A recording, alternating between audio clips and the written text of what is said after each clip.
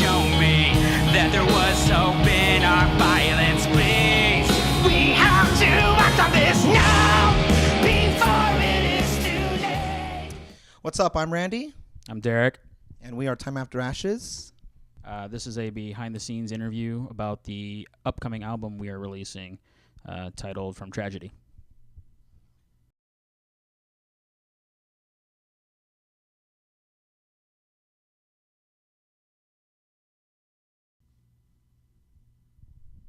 Well, he just picked me up, so...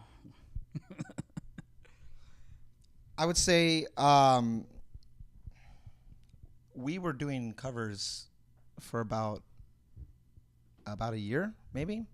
Oh, a little longer than that. Good couple years from the Yeah. midpoint of high school. Well, yeah, those covers. But then when we actually started recording, that Right. was about maybe a year.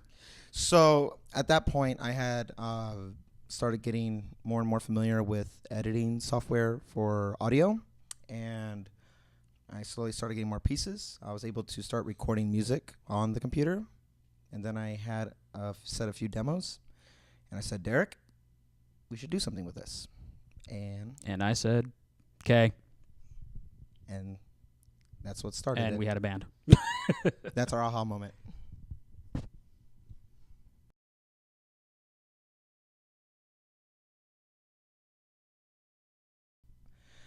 Time After Ashes symbolizes the second coming. So if you were to picture a phoenix and how it dies and it's reborn again anew, the concept of our band, the music that we write, is about growing from it, becoming better from it. So despite any hardships that you go through, it ultimately ends up hopefully you are a better person for it. Yeah, you change from the experiences, you learn from it, and you become a new person with each and every experience. The real reason. So the real reason, yeah, that was the more Philosophical reasoning, justification for the name. But the truth behind the matter is, one day this guy, he says, hey, man, we need to brainstorm for a name. I'm going to write some words on a piece of paper and then cut them up, and I'm going to put them on the table. We're going to rearrange them and figure it out. And we chose the three words, Time, After, and Ashes. Not particularly in that order at that moment, but we that's the short and dirty of it. It was randomly generated from words written on pieces of paper. And we never looked back. Never looked back.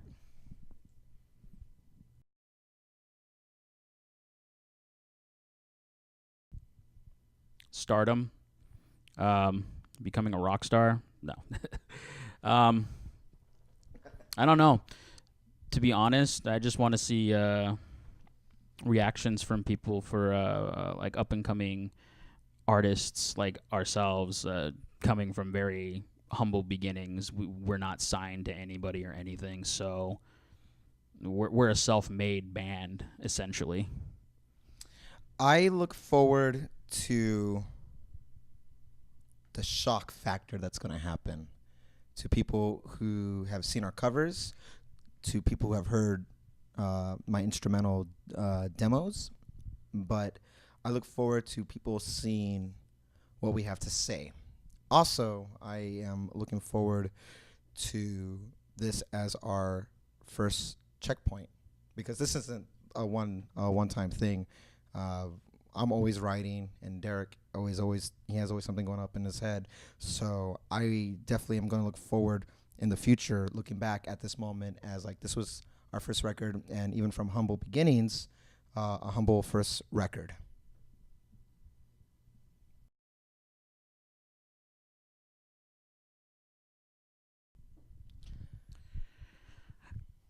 You know what? I'm gonna have to say remembering. I almost would have said remembering. That was my default one. That was the quickest to write. You wrote the verse. I think like that one it came together so easily for me, at least. I wrote the instrumental very quickly in one sitting, and it's unchanged. I wrote the lyrics down almost in one sitting myself. Just changed a few words here and there. I would say Yeah, I'm gonna have to actually go with that and say that it was Remembering, because I'm thinking of all the other tracks and they are unedited, or the ones Remembering is the one that was the most unedited. Yeah, the closest thing to being raw, Mm-hmm. I would say. And Yeah. it was the one that didn't go through hardly any revisions. The instrumental stayed exactly the same. The verses stayed the same. It was just writing the chorus that took a quick moment, but that song came together effortlessly.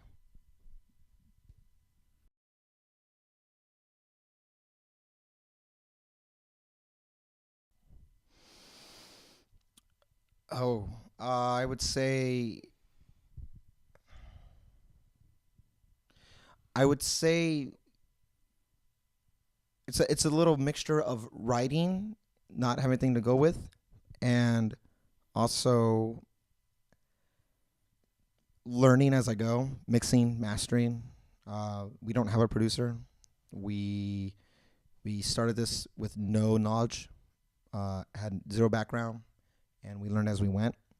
So the hardest part, I would say, with the production was the actual production, and also the writing part of the production for me. For me, it would definitely be writing lyrics to surprisingly already composed instrumentals, because from there I kind of have to be contained within what the instrumental is invoking, and having that kind of restriction, you kind of have to like find like syllable counts and everything like that if you're trying to be very traditional. Making sure that your beats work and everything, that your rhythm and rhyme is with the instrumental and everything. Just trying to find that flow. Yeah, that's mainly on my end, though.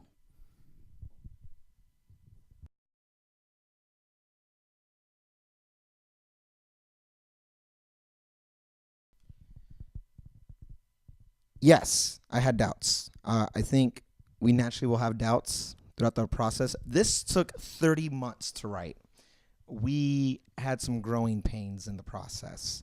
Finding inspiration to continue, to even see this through, was a doubt.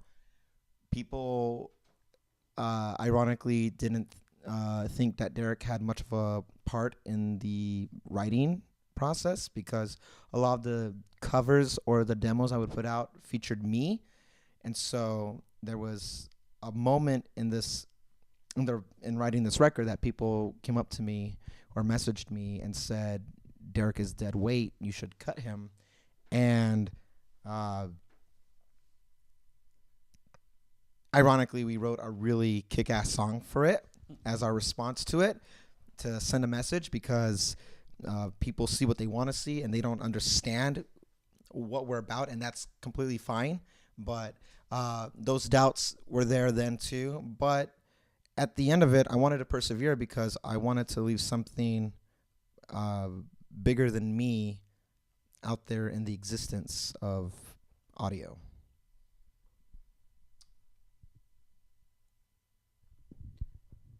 I think a lot of the doubts that I had didn't really come from losing inspiration.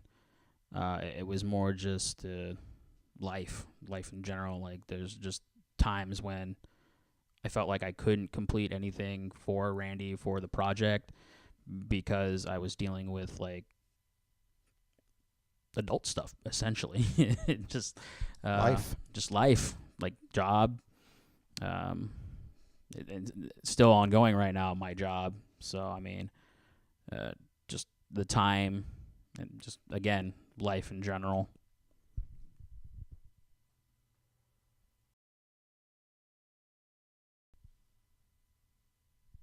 The bloopers. We have a lot of bloopers. Just general recording of the entire album. It's never perfect the first time around. You can try as hard as you want to, Unless it's remembering. But even then, you forget lines. You say things after forgetting the lines that, yeah. My favorite part is that aha moment when I'll come up with an instrumental. I will play it for Derek, and Derek looks at me and he goes, "I have something," and I hear it for the first time, and I go, "Holy shit, we're onto something." Or I play something. I wrote something and I had the vocals and everything, and I play from, and Derek is like, "Shit." Or when we finish a song and we actually listen to the playback, even though it's raw, even though it's not mixed, and we go, "Yes, that." That for me was definitely my favorite part because it happened multiple times, and my goal is to get that every single time in some capacity, in one way, shape, or form.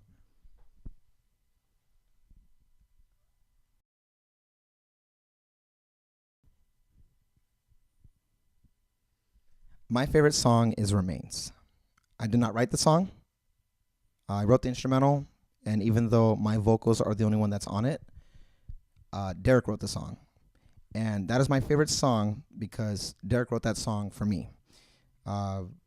Very early in the writing process, when I had written the first batch of songs, Derek and I were at our work, and we had some downtime, and we were writing music. And instead of writing music for about 2 to 3, maybe 4 hours, I opened up and I started talking about my life.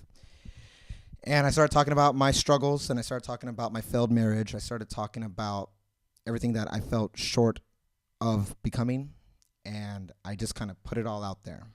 And Derek, little did I know, even though I saw him doing it, he was writing down what I was saying.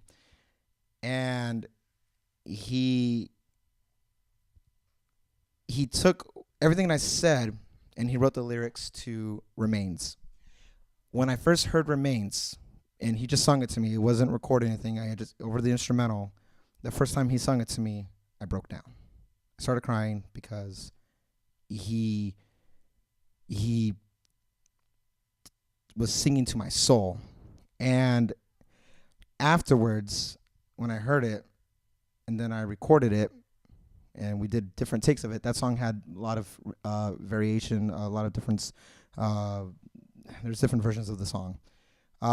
After we finished that song, I felt like I had this weight lifted off of my chest that I've been holding for about 7 to 10 years. And I cannot describe that feeling in any other way. That was the best therapy session I ever had. That was the best. At that moment, I knew to counteract that, any doubts thing. At that moment, I knew that we would definitely have to see this through because that changed me. So that's my favorite song, and why. I think my favorite track,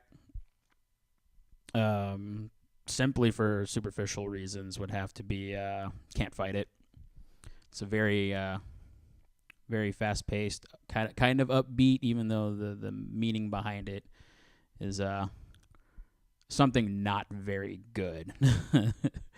But you just can't help but just get stupid listening to that.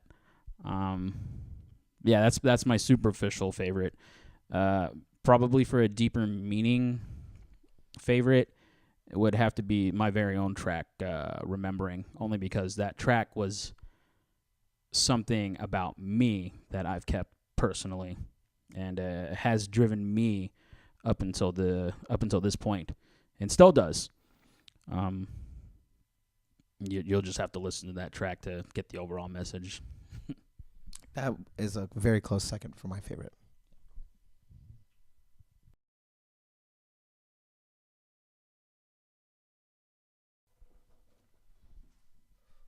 Lyrics first, vocals, and right around that. So that way, when we have an instrumental, you have to get creative in this little box. But if you have lyrics, you have to get creative around a harmony. So essentially in the reverse of how this album was written for the most part. Something I like to do more of is incorporating our signature sound. I think we've identified what our sound is, but it's still in its infancy because this is our first record. And I want to expand on that more and explore more territories, more new sounds, mix more genres, and The only thing to make people expect is the unexpected.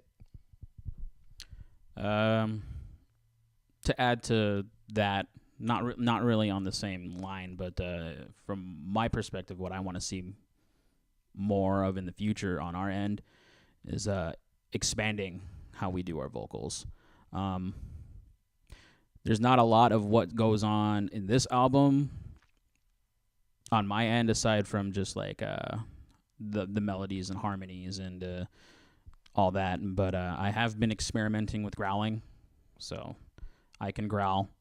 I've been trying to experiment in screaming. I can't do it as well as this guy, but I want to get more into like the tracks that are very like not dark meaning wise, but like metal, like dark metal, death metal, and stuff like that. Just because that's the kind of music that I'm driven by more. So yeah, expect to hear me growling in the next album. And maybe some guest vocalists too. I like Oh yeah, definitely guest vocalists. Female. That is another Female. thing, yeah. So Something more. we want guest vocalists.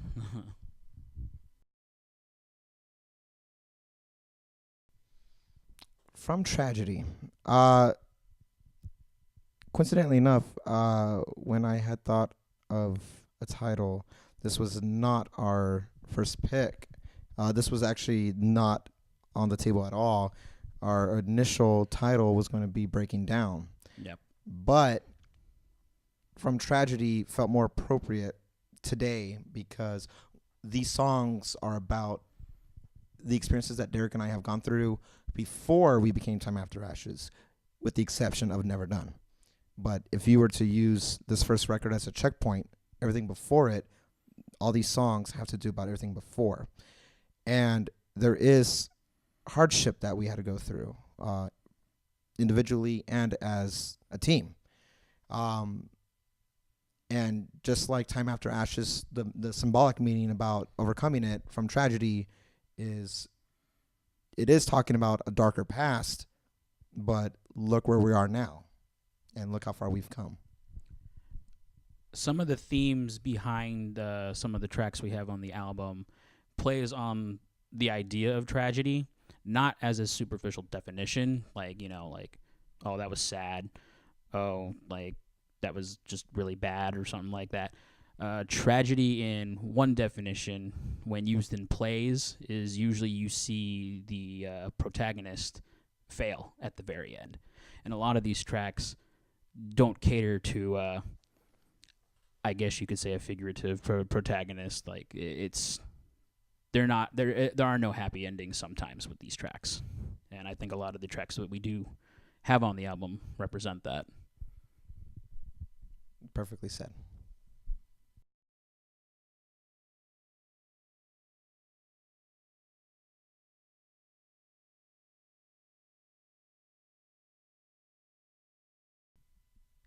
Don't be sold on your first idea. Yeah, don't be married to any idea that you write down in the beginning. Be flexible. If I knew then what I knew now, this record would have been done a lot quicker because I would have kept an open mind to the writing process. But there's many times Derek and I got into arguments because I was like, no, this is it. I don't want to do any more after that. And Derek's like, you can do better. You will do better, or we are not going to put that out. And vice versa. And vice versa. And vice versa. So unfortunately, a lot of good songs that we did write did not make the final cut because of that. Mm-hmm. Because at the end of the day, we did have to give ourselves a deadline. Because you have to be willing to let something go at one point. And we are both ready to move on to other approaches to songwriting that we can't do with these songs anymore.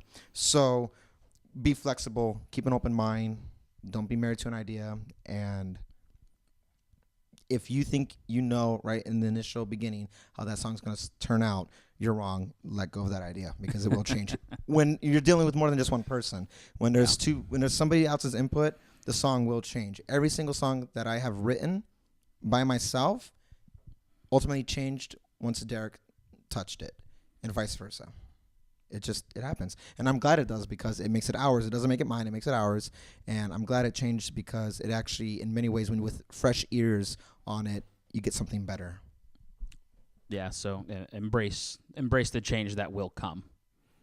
Don't let it scare you. Don't let it hinder your progress when trying to create things. I think as a very mundane thing as well, don't let traditional things in music hinder your judgment. So That's fair. yeah.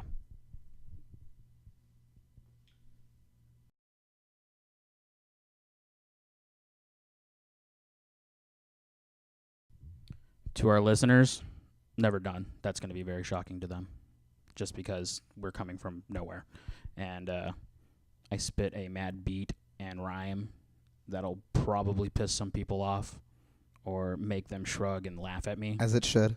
But that was the intent, that you're hearing something from somebody like me who's a nobody, and I'm able to say things to your face like that and make you realize that just because I'm nothing doesn't mean I can't do something.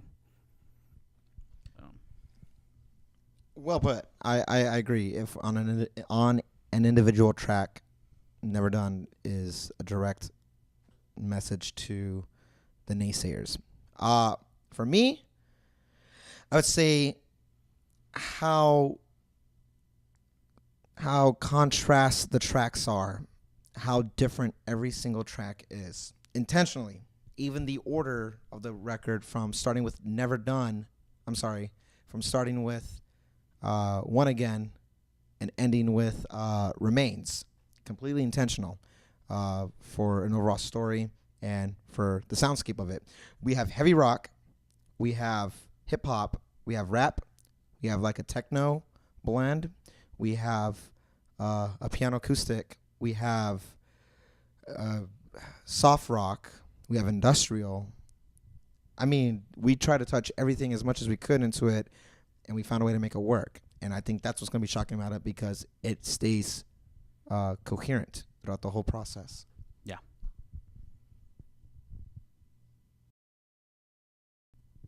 Another album. Looking into the future, joking aside, yeah, another album.